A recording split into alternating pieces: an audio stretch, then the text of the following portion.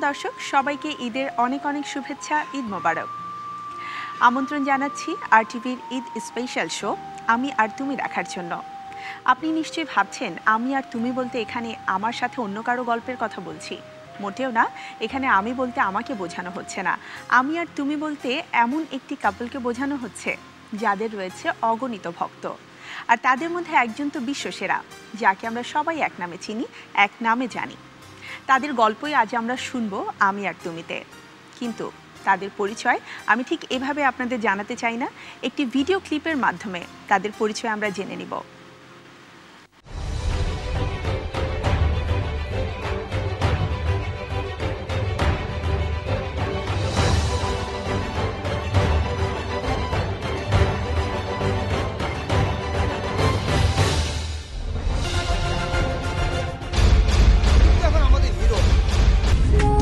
ভাষা বলেছি, সুখের আশা করেছি, তোমাকে আমি পেয়েছি, ভালোবেসেছি জীবন জুড়ে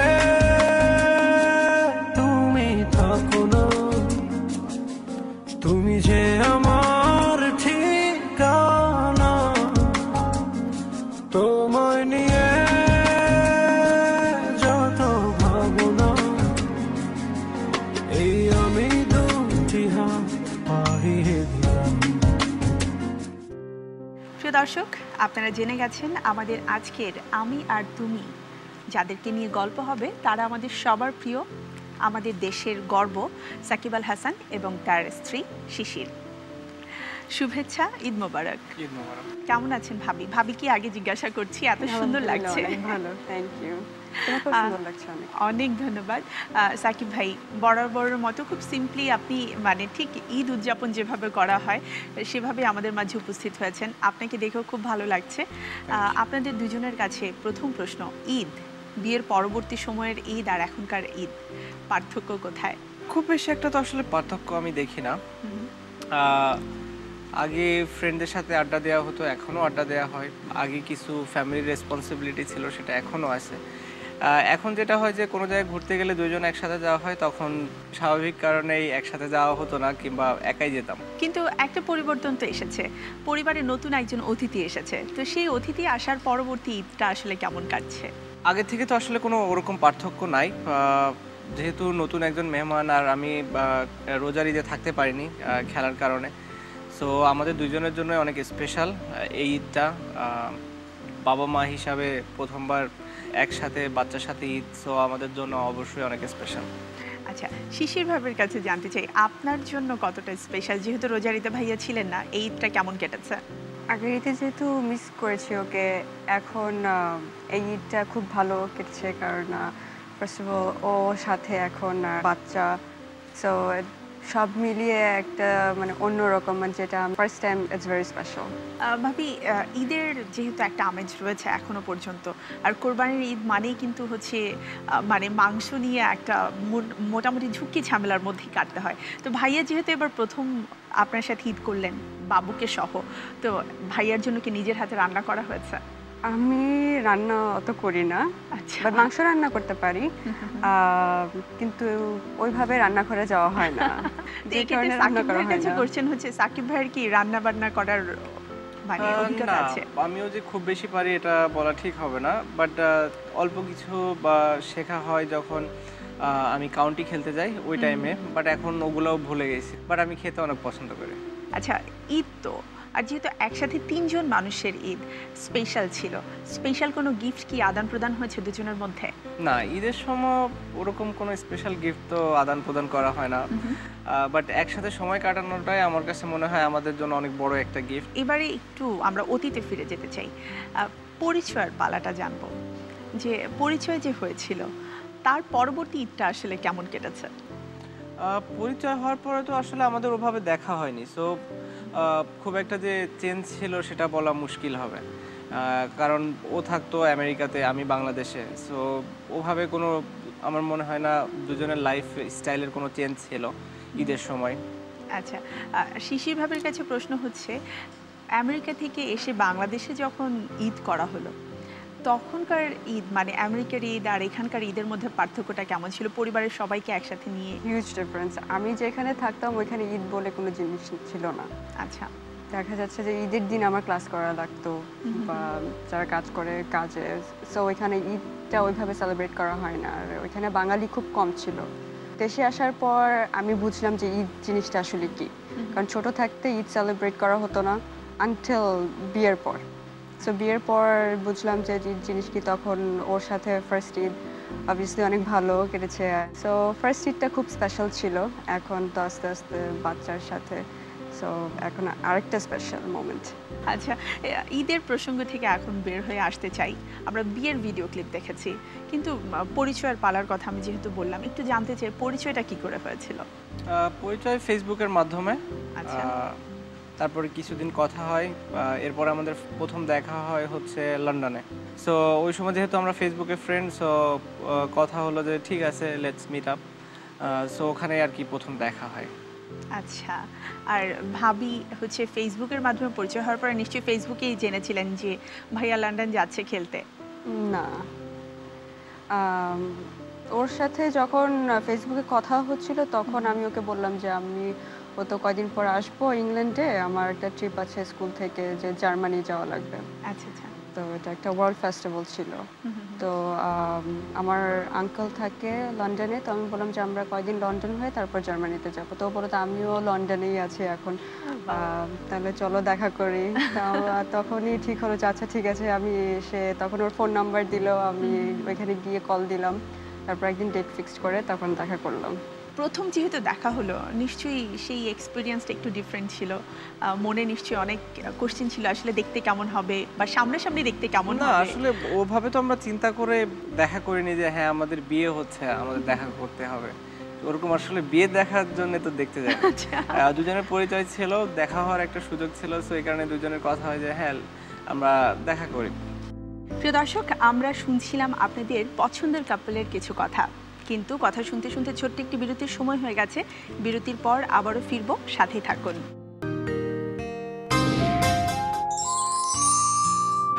প্রিয় দর্শক, ফিরে এলাম বিরতির পরে। সাথে থাকার জন্য অনেক ধন্যবাদ। ফিরে যাচ্ছি আবারও গল্পে আমাদের আজকের সেই পছন্দের কাপলের কাছে।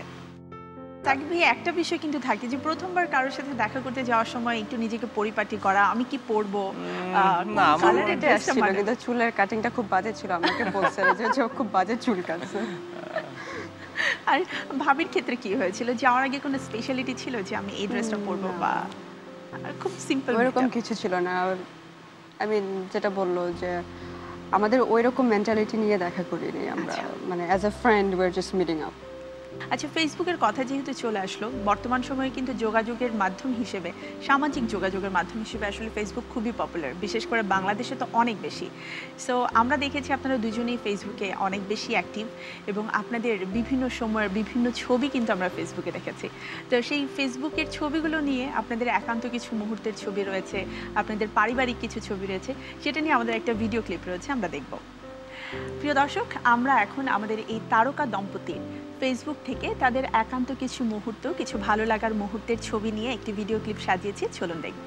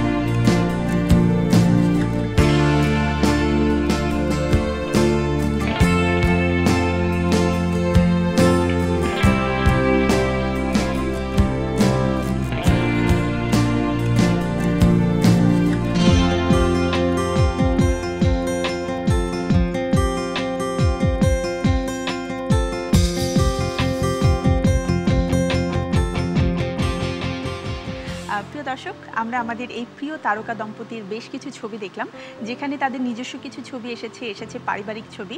সেই ছবিগুলো নিয়ে এখন কথা বলবো।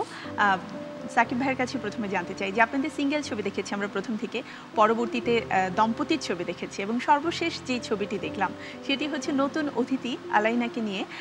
এই ছবিটির মাঝে দুজনের মাঝে খুব চমৎকার একটা হাসি এবং প্রশান্তি রয়েছে। তো এই বিষয়টা নিয়ে একটু জানতে চাই যে এখন কেমন লাগে। ছবি তোলার সবথেকে বড় যে কারণটা হচ্ছে আমরা সব মেমোরি রাখতে চাই। সো এই কারণে আসলে ছবিগুলো তোলা, আমরা যখনই যেখানে যাই আমরা চেষ্টা করি অ্যাটলিস্ট একটা ছবি হলেও তুলতে, যেটা আমাদের মেমোরি হিসাবে আমরা 10-15 বছর 20 বছর পরে যখন দেখবো, কিংবা ও দেখবে যে ও এই সব জায়গায় ট্রাভেল করছে অলরেডি। সো আমাদের জন্য স্পেশাল অনেক একটা ব্যাপার। ওকে, আমরা তো ফেসবুক নিয়েও জানলাম, কিন্তু এবারে একটু জানতে চাই যে জীবনে যা কিছু প্রথম হয়েছে সে সম্পর্কে একটু জানবো। দুজনের কাছে প্রশ্ন থাকবে, খুব ছোট ছোট প্রশ্ন, ছোট ছোট উত্তর আমরা নিব। এবারে জানবো ভালোবাসার প্রথম গিফট নিশ্চয়ই সাকিব ভাই দিয়েছিলেন, কোনটি? Diamond earrings. ওকে, সেটি কি হাতে পড়া আছে?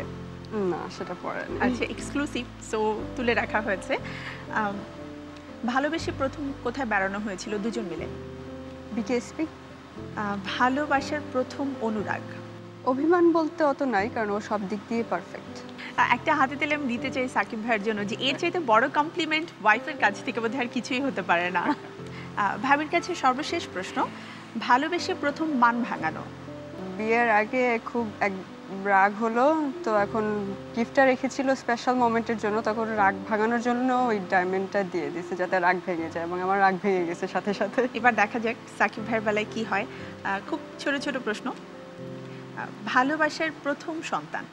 আসলে অনুভূতিটা একটু অন্যরকমই ছিল, কারণ আমি যখন ফার্স্ট টাইম আমার বাচ্চাকে দেখি, আমি তখন এয়ারপোর্টে স্কাইপে আমি দেখি বাচ্চাকে। সো অন্যরকম একটা ফিলিংস ছিল বা ইমোশনাল। সাকিব ভাই, আপনার কাছে দ্বিতীয় প্রশ্ন হচ্ছে, ভালোবাসার প্রথম কথা বলা ভাবিকে কখন বলেছিলেন, কবে বলেছিলেন? আমি আসলে খুব ভালো নয় এক্সপ্রেস করার বিষয়ে নিজের ফিলিংস, সো ওভাবে যে খুব বলা হয় কিংবা আগে বলেছি সেটা বলা ভুল হবে, বাট আমি চেষ্টা করি যে কাজের মাধ্যমে প্রমাণ করার। ভালোবাসার প্রথম গান? হ্যাঁ, অনেকবারই তো গান শোনানো হয়, বাট সেটা শুধু বেডরুমেই, বাইরে না। কারণ ভাবির কাছে একটু জানতে চাই যে কোন গানটা শুনে আপনার কাছে সবচেয়ে বেশি ভালো লেগেছিল? আসলে ও তো ওইভাবে গানটা গায় না, গানটা গায় হচ্ছে আমাকে হাসানোর জন্য। সো গানগুলো ওই টাইপেরই। দেখা যায় যে ও গান গাচ্ছে, কয়েকটা গান খুব ইয়েভাবে গাচ্ছে, তারপর আমি একটু বিরক্ত হয়ে বললাম চুপ করো। আচ্ছা, এবারের প্রশ্ন হচ্ছে ভালোবাসার প্রথম অভিমান? তো অভিমান যখনই হয় বেশিরভাগ ক্ষেত্রে হচ্ছে সময় নিয়ে, কারণ আমি সব সময় মানে অন টাইমে থাকাটা আমার একটা নিয়ম। তো সেখানে ও হচ্ছে এই দিক থেকে একদমই খারাপ, সোজা কথা, কখনো টাইম মেনটেন করে না। সো এই একটা জিনিস নিয়েই কখনো যদি অভিমান হয়, এছাড়া আমি আর অন্য কোনো দিক দেখি না। প্রথম প্রপোজ কে কাকে করেছেন? অফিসিয়াল প্রপোজ তো আমি ওই যে ডায়মন্ডের রিংটা দিয়ে। প্রিয় দর্শক, গল্প শুনতে শুনতে সময় হয়ে গেছে আরও একটি বিরতির। ফিরবো ঠিক বিরতির পরপরই এবং জানবো তাদের না বলা আরও অনেক কথা। সো সাথেই থাকুন।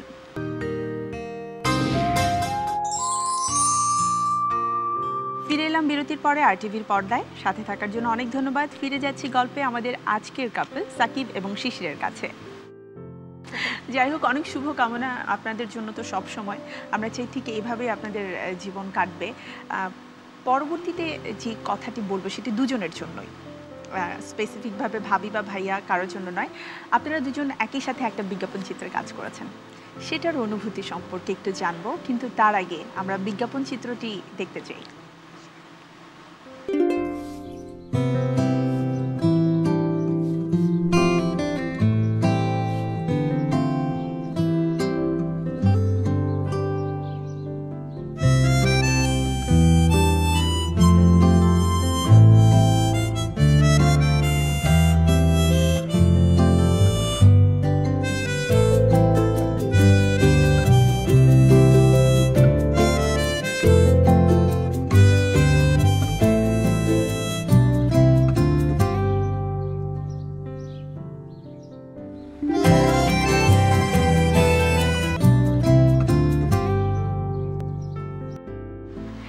আচ্ছা, বিজ্ঞাপন চিত্রটি কিন্তু আমরা দেখলাম। আমার মনে হয় যে বাসার এনভায়রনমেন্টটা সবসময় বোধহয় এরকমই থাকে। যে এমনটাই কি হয় যে পেছন থেকে হয়তো যে হঠাৎ করে ভয় দেখালো? হ্যাঁ, আমরা আসলে বাসায় যে কাজটা করি এখানে আসলে পুরা ওটারই একটা রিফ্লেকশন। রাইট, আমরা আসলে সেটাই কিন্তু দেখেছি যে খুবই ন্যাচারাল একটা মানে ভিডিও ছিল, যেটি আমাদের দেখে মনেই হয়নি যে এটা কোনো টিভি কমার্শিয়াল, মনে হয়েছে যে ঠিক একটা পরিবারের গল্প। হ্যাঁ, আমরা আসলে ওইভাবেই থাকি সবসময়। আর এটা আমার ফার্স্ট ওয়ার্ক ছিল, সো অনেক স্পেশাল। আমাদের দেশে সাধারণত এরকম খুব কমই হয়েছে যে একটা সেলিব্রিটি কাপল একই ব্র্যান্ডের শুভেচ্ছা দূত হিসেবে কাজ করছে। এই ব্যাপারে আসলে অনুভূতিটা কেমন? যেটা ছিল হচ্ছে I was very excited because আমার ফার্স্ট কাজ ওর সাথে।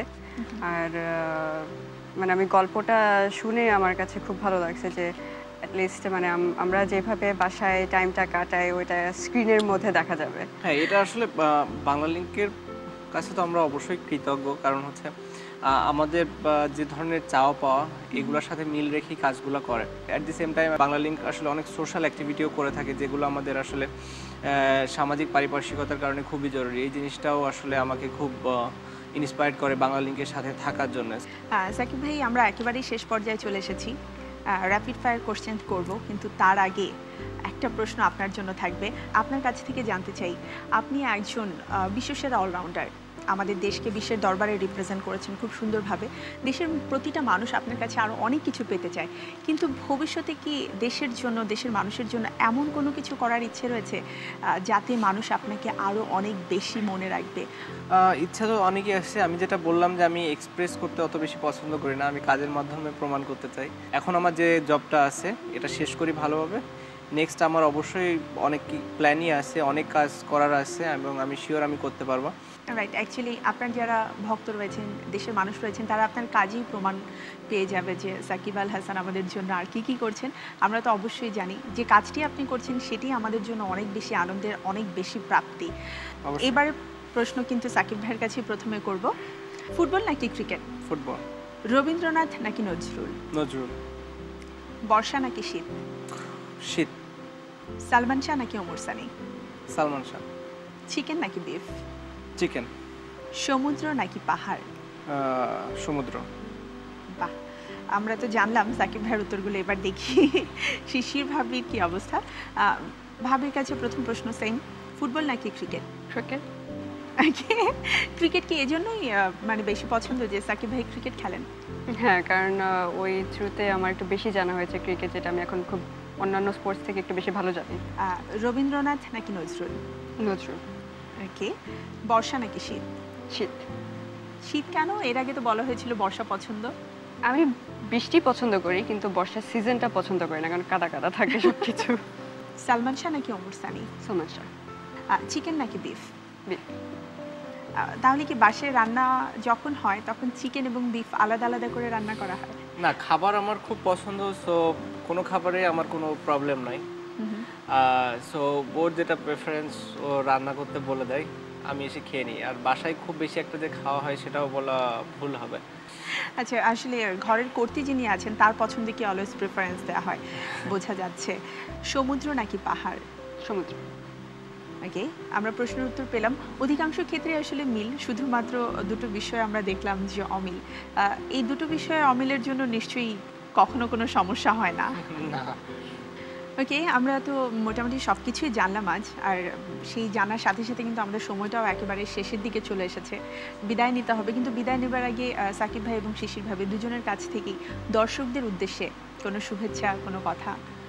সবাইকে ঈদ মোবারক, ভালো থাকুন, সুস্থ থাকুন, আর দেশের জন্য আপনার জায়গা থেকে কিছু করার চেষ্টা করুন।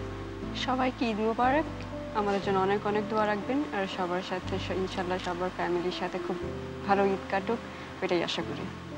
বাহ, চমৎকার। আপনাদের জন্য অনেক অনেক শুভকামনা, ঈদ মোবারক। এবং সেই সাথে আমরা চাই ঠিক এভাবেই আপনাদের কাপলটি সবসময় আমাদের কাছে প্রেজেন্ট থাকুক। আমরা ঠিক এভাবেই হাসি মুখে আপনাদের দেখতে চাই। আর বিশেষ করে নতুন অতিথি আলাইনার কথা তো বলতেই হয়, আজকে আমরা তাকে খুব মিস করেছি, but next time I hope আপনাদের সাথে আমরা তাকেও পাচ্ছি। ইনশাল্লাহ। অনেক ধন্যবাদ। ধন্যবাদ। Thank you. প্রিয় দর্শক, এই ছিল আমাদের আজকের আমি আর তুমির গল্প। নিশ্চয়ই আপনাদের ভালো লেগেছে। RTV সবসময় চেষ্টা করে বিশেষ দিনের বিশেষ আয়োজনে আপনাদের সাথে থাকার।